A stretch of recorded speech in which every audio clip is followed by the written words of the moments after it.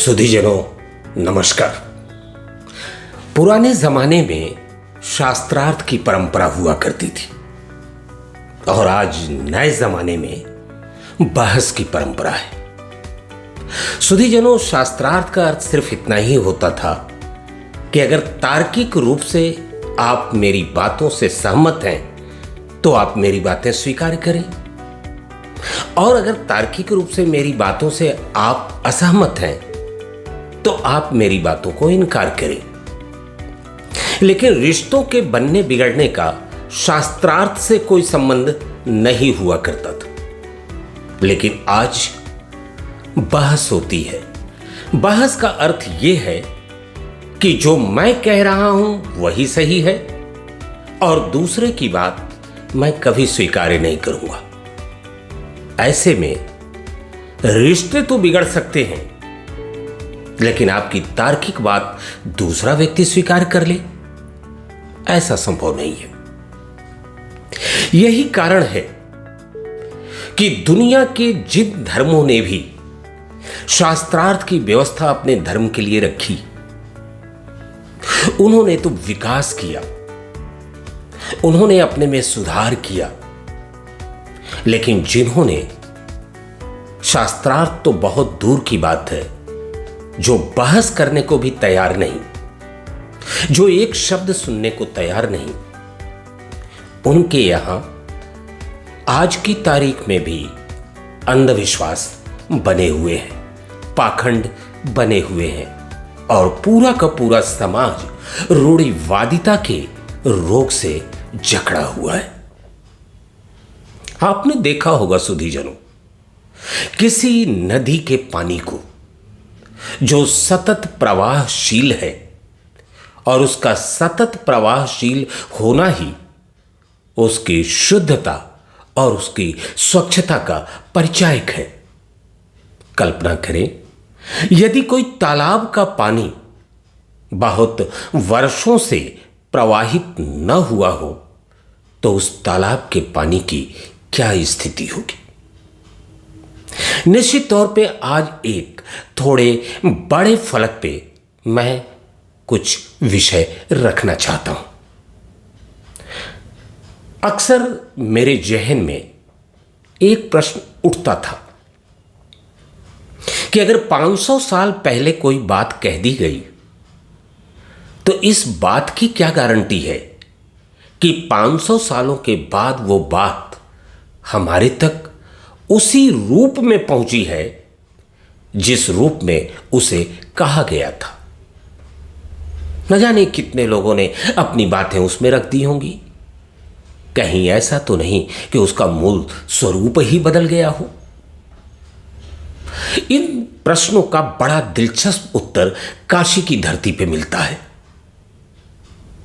सनातन हिंदू धर्म के अंतर्गत भी यह सवाल कभी उठा था कि 1000 वर्षों के बाद या एक लंबे अंतराल के बाद कहीं ऐसा न हो कि ऋषि मुनियों के द्वारा उपनिषद में कही गई बातें एकदम से अपना अर्थ खो दे, वो उसी रूप में न रह जाएं जिस रूप में हमारे तक उसे पहुंचाया जाना था।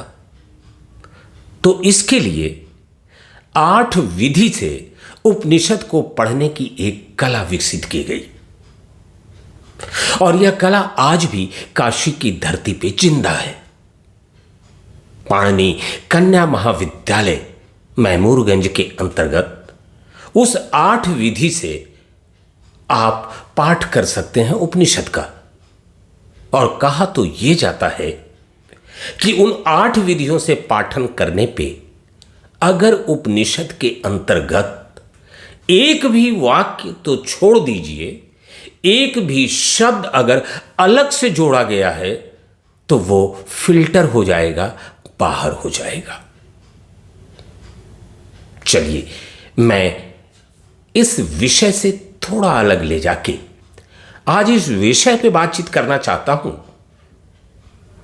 कि इस्लाम के अंदर इतनी कट्टरता क्यों है। आप पूरी दुनिया के परिदृश्य पे देख ले, हर जगह आपको यह इस्लामिक कट्टरता दिखाई देगी। विभिन्न धर्मावलंबियों से इस्लाम की टकराट होते हुए आपको दिखाई देगी। और एक और चीज जिसके ऊपर अक्सर मैं सोचता था कि इसका ट्रेंड का कारण क्या है। कोई भी दंगे अगर पूरे हिंदुस्तान में हो रहे हैं तो पत्थर का इस्तेमाल बहुतायत की संख्या में क्यों होता है। तो आज दो प्रश्न, इस्लाम की कट्टरता के पीछे कारण क्या है और पत्थरों का इस्तेमाल बहुतायत से क्यों होता है। इस विषय पे बातचीत करने के लिए हमने शहर के एक सुप्रसिद्ध और ख्याति लब्ध वकील से बात किया। तो आइए आपको उनसे जो मेरी बातचीत हुई वो सुनवाते हैं। डॉक्टर व्योमेश चित्रवंश पेशे से वकील और स्वभाव से साहित्य अनुरागी है।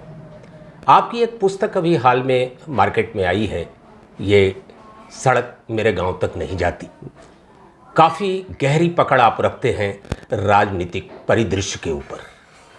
मैं आपसे ये जानना चाहता हूं डॉक्टर साहब कि इस्लामी कट्टरता के पीछे आप क्या मूल वजह मानते हैं। देखिए, इस्लामिक कट्टरता के पीछे जो मूल वजह है, मुझे लगता है कि इस्लाम धर्म ने जो अपने रवायतों से, अपने पुराने चीज़ों से को सुधार नहीं किया है, मॉडिफिकेशन नहीं किया है, अपनी खिड़कियां पूरी तरह से बंद कर ली है। मैं अपनी बात कुरान मजीद से शुरू करूंगा। ये मेरे हाथ में कुरान मजीद है और ये है मोहम्मद फारूक खां साहब के संपादक किया हुआ, अनुवाद किया हुआ। शुरुआत हम अजान से करें। अगर अजान की बात जो चल रही है इस समय सबसे ज़्यादा चर्चा में है, अजान शिया और सुन्नी दोनों फ़िरक़ों में होता है। थोड़ा सा रूप चेंज है। अजान में जो बात होती है, सबसे पहला जो कलमा पढ़ा जाता है, अल्लाहू अकबर, अल्लाह सबसे बड़ा है। ठीक है, सभी धर्म वाले कहते हैं कि हमारा जो ईश्वर है वो सबसे बड़ा है, इससे किसी को कोई परेशानी नहीं है।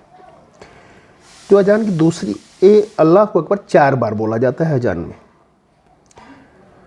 दूसरी लाइन बोली जाती है, शिया सुन्नी दोनों 4 बार बोलते हैं। दूसरी लाइन है अशहदु अन ला इल्लल्लाह, इसे 2 बार पढ़ा जाता है, शिया में भी और सुन्नी में भी। इसका अर्थ है कि मैं गवाही देता हूँ कि मोहम्मद अल्लाह के अलावा कोई खुदा नहीं है।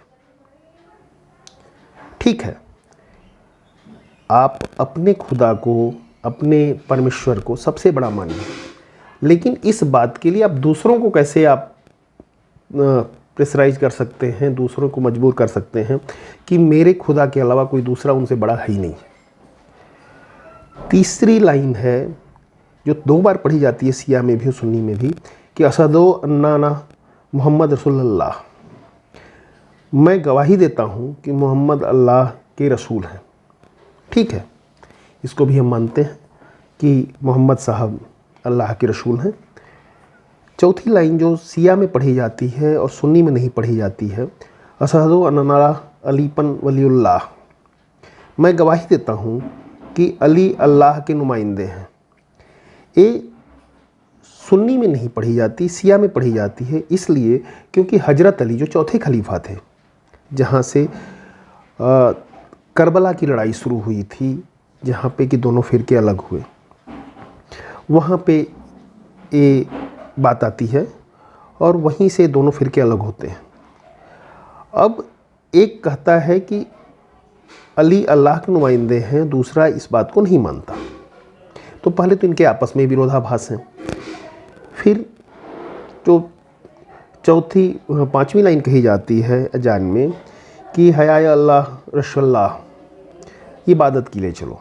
ठीक है, ये सभी धर्मों के लिए है कि आपको अपने धर्मों का आदर करना चाहिए। और फिर हया अल्लाह फलाह, समृद्ध सौभाग्य की ओर चलो। अच्छी बात है, आप ईश्वर की प्रार्थना करोगे, ईश्वर आपको समृद्धि की ओर ले जाए, सौभाग्य की ओर ले जाए। और फिर है हया उल्लाह खैरुल अमल, दुनिया के सबसे बेहतरीन अमल की ओर चलो। ठीक है, हम भी सभी धर्म वाले कहते हैं कि हमारा जो अमल है, हमारा धर्म है, सबसे बेहतरीन है। और फिर वही 2 बार कहा जाता है कि अल्लाहु अकबर, अल्लाह सबसे बड़ा है। और अंतिम जो अजान की लाइनें होती हैं जो 2 बार पढ़ी जाती हैं, शिया में भी सुन्नी में भी, ला इलाहा इल्लल्लाह, अल्लाह के अलावा कोई खुदा नहीं है, जिस बात पे शुरू से ही इस पर विरोधाभास चलता है। ये 5 बार नमाज होती है, फजर, जौहर, असर, मगरिब और इंसा। डॉक्टर साहब, ये आपने जी अजान के ऊपर ये विस्तार से बातें बताई जी जी और जाहिर सी बात है कि कहीं न कहीं ये जो सारी बातें हैं जी, वो बड़ी कट्टरता के साथ फॉलोअप करने की स्थिति में मुसलमान अपने को रखते बिल्कुल हैं बिल्कुल। और लिहाजा ये उनके कट्टरपन का एक स्वरूप दिखाई देता है। जी जी जी एक शब्द आता है काफिर, जी। इसका इस्तेमाल ये किस रूप में करते हैं और इसका क्या अर्थ हुआ? देखिए, काफिर का जो इस्तेमाल किया गया है कुरान मजीद में, वहाँ पे है कि जो भी इस्लाम को न माने वो काफिर है। तो अगर आपकी बात कुरान मजीद के अनुसार मैं मान लूँ कि जो कुरान के ऊपर यकीन नहीं रखता वो काफिर है, तो फिर ये टोटल का टोटल इस्लाम किसी दूसरे मजहब के साथ कैसे रह पाएगा? क्योंकि फिर दूसरे व्यक्ति की तो कोई गुंजाइश बचती नहीं इनके पास। देखिए, इसके लिए मैं कुरान मजीद के सूरा निशा जो 5वां भाग है, उसके 56वें सूरा का मैं जिक्र करूँगा, हिंदी में ही है। जिन लोगों ने हमारी आयतों का इनकार किया उन्हें हम अग्नि में झोंक देंगे, जब उनकी खालें पक जाएंगी तो हम उन्हें और दूसरी खालों से बदल देंगे ताकि वे यातना का रसा स्वादन कर लें। निसंदेह अल्लाह प्रभुत्वशाली व तत्वदर्शी है। ये वही बात है जो आपने कहा कि हमारा अल्लाह सबसे बड़ा है और उसके साथ कोई समझौता नहीं किया जा सकता। लेकिन इस बात पे दूसरों को मजबूर किया जाना, ये अपने आप में काफ़ी दुखद है।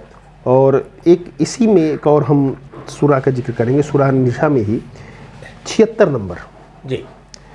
जो लोग ईमान लाए वे अल्लाह के मार्ग में युद्ध करते हैं, जिन लोगों ने कुफ्र किया वे तागूत के मार्ग में युद्ध करते हैं। जो तुम शैतान के साथियों से लड़ो, निसंदेह शैतान की चाल बहुत कमज़ोर होती है। और 77वें में लिखा गया है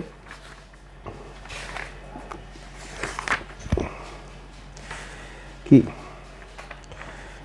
89वें सूरे में, वे चाहते हैं कि जिस तरह वे काफिर हुए उसी तरह तुम भी काफिर हो जाओ, फिर तुम एक जैसे हो जाओ।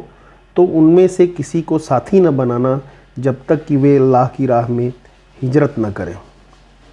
यदि वे इससे फिर जाएं तो उन्हें जहाँ कहीं पाओ पकड़ो और उनका वध करो।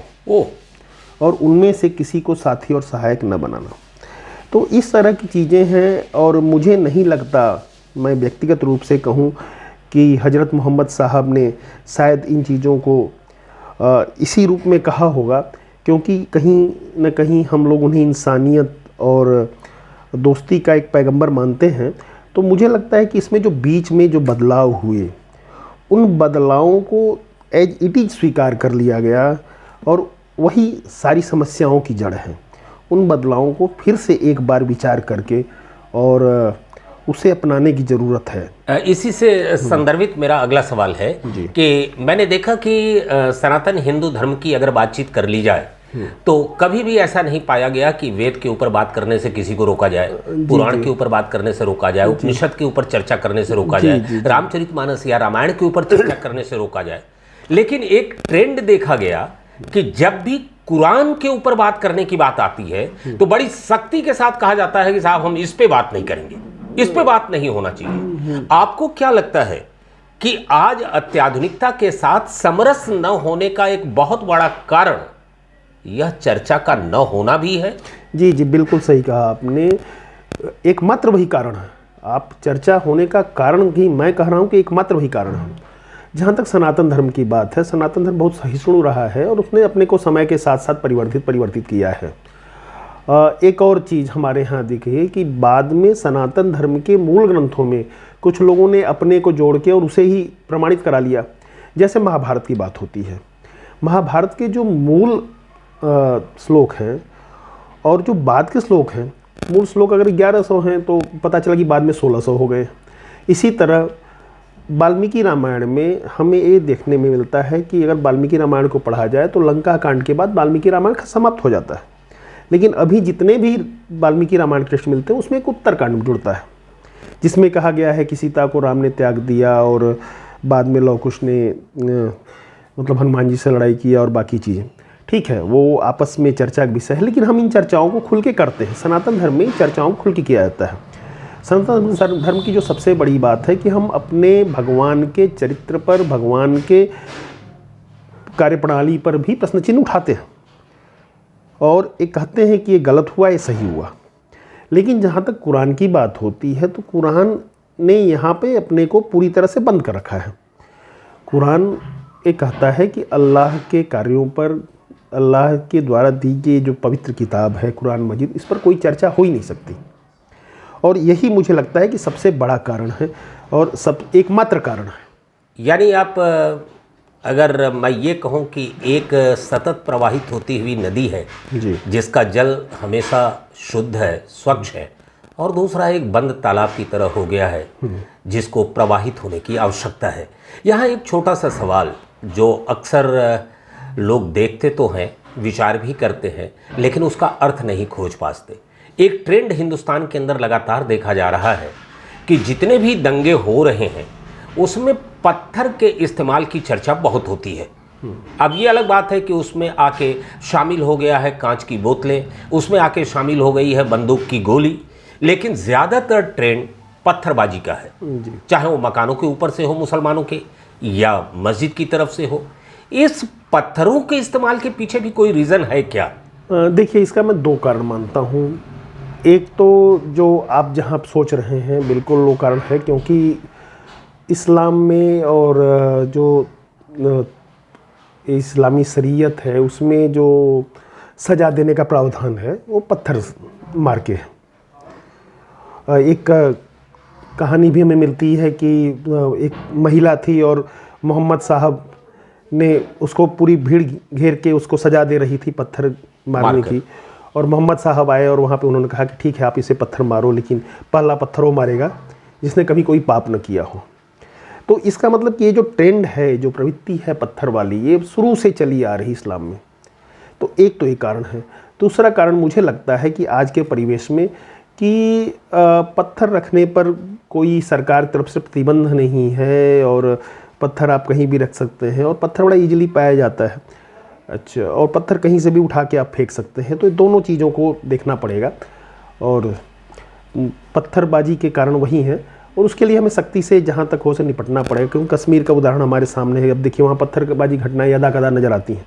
तो जहाँ जहाँ ऐसी घटनाएं हो रही हैं उनको लिए थोड़ा सा हमें कश्मीर के अंदर डॉक्टर साहब पैलेट गन का जब प्रयोग किया गया इन पत्थरबाजों के खिलाफ तो काफ़ी हंगामा खड़ा किया गया कि पैलेट गन से, उसके छर्रों से आँख की रोशनी जा सकती है। अगर इसका दूसरा रूप देखा जाए तो पत्थर से भी आँख की रोशनी जा सकती है, आदमी की जान भी जा सकती है, लेकिन पैलेट गन एक हथियार के रूप में देखा जा रहा है, लेकिन पत्थर एक हथियार के रूप में नहीं देखा जा रहा है। इसके पीछे क्या रीज़न है और कानून क्या कहता है इस संदर्भ में? जब हम आर्म्स एक्ट में आते हैं, अपने कानून के उसमें आएंगे, तो जो पैलेट गन है चूँकि उसे एक इंस्ट्रूमेंट से चलाया जाता था तो इसलिए उसे अस्त्र मानते हैं, लेकिन पत्थर को हम अस्त्र नहीं मानते, पत्थर को शस्त्र नहीं मानते। और इसलिए उस पैलेट गन को उन्होंने रोका कि आर्म्स एक्ट में प्रतिबंधित है और इसे रोकना चाहिए। जो तथाकथित मानवाधिकारवादी हैं, मैं फिर शब्द इस्तेमाल कर रहा हूँ, तथाकथित, तो उन्हें इस पर विचार करना चाहिए, क्योंकि पत्थर की मार कभी कभी पैलेट गन की मार से ज़्यादा खतरनाक होती है। और हमारे तो बहुत सारे सैनिक जो बेचारे जिनके सिर पे चोट लगी, जिनके उस पर उनका देहावसान हो गया इसमें, तो इसके लिए विचार करना पड़ेगा। हमसे बातचीत करने के लिए और अपना समय देने के लिए डॉक्टर साहब आपका बहुत बहुत धन्यवाद। और हम आशा ही नहीं विश्वास करते हैं कि इसी तरह से हम किसी अन्य विषय पे कभी और विस्तार से बात करेंगे। जी, बिल्कुल, धन्यवाद, बिल्कुल, थैंक यू।